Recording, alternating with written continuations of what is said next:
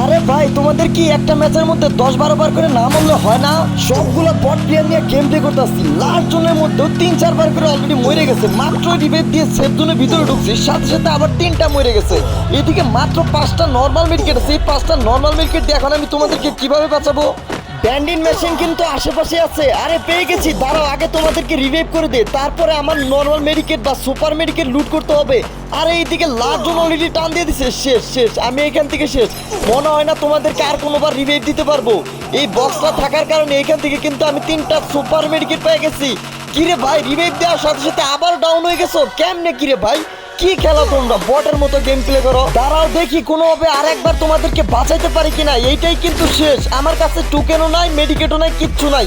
আরে ভাই আবারও বাঁচাচ্ছি, শেষ। তোমাদের সাথে আর জীবনেও গেম খেলবো না রে ভাই। যারা যারা কমেন্ট করবা তাদের মধ্যে থেকে যে কোনো 3 জনকে আমার স্কোয়াডে নিয়ে নিবো আজকে। দেখা যাক কে কি ইউআইডি কোড কমেন্ট করে।